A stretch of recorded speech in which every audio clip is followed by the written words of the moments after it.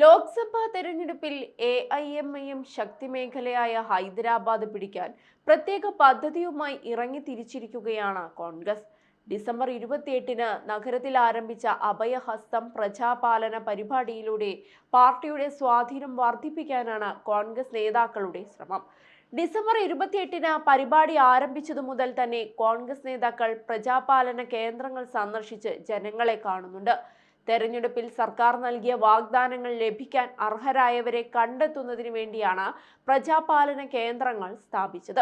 ഇത്തരം കേന്ദ്രങ്ങളിലൂടെ ആളുകൾക്ക് പദ്ധതികളിലേക്ക് അപേക്ഷ നൽകാം. നാമ്പള്ളിയിലെ ചില സ്ഥലങ്ങളിൽ കോൺഗ്രസ് നേതാക്കൾ ആളുകൾക്കായി ഹെൽപ്പ് ഡെസ്കുകൾ സ്ഥാപിക്കുകയും ചെയ്തു.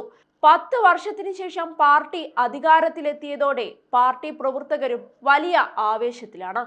പ്രാദേശിക രാഷ്ട്രീയത്തിൽ സജീവമല്ലാതിരുന്ന പല നേതാക്കളും ഇതോടെ സജീവമായി തന്നെ പ്രവർത്തനത്തിലേക്ക് ഇറങ്ങി തിരിച്ചിട്ടുണ്ട്.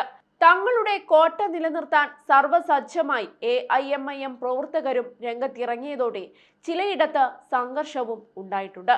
നാമ്പള്ളിയിൽ എഐഎംഐഎം പ്രവർത്തകരും കോൺഗ്രസ് പ്രവർത്തകരും തമ്മിലുണ്ടായ സംഘർഷം പോലീസ് ഇടപെട്ടാണ് പരിഹരിച്ചത്.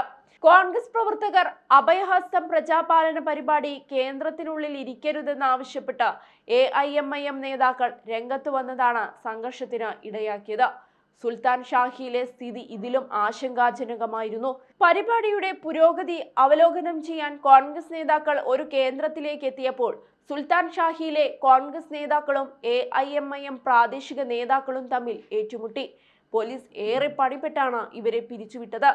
സമാനമായ രീതിയിൽ നഗരത്തിലെ മറ്റു മേഖലകളിലും സംഘർഷമുണ്ടായിട്ടുണ്ട്.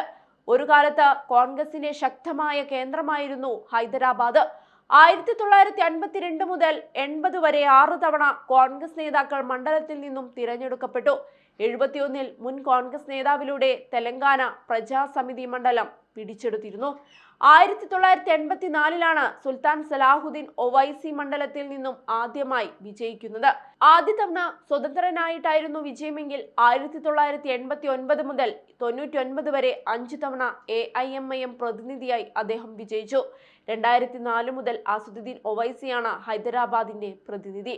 2019-ലെ തെരഞ്ഞെടുപ്പിൽ 2.82 ലക്ഷം വോട്ടിനാണ് അദ്ദേഹം മണ്ഡലത്തിൽ നിന്നും വിജയിച്ചത്.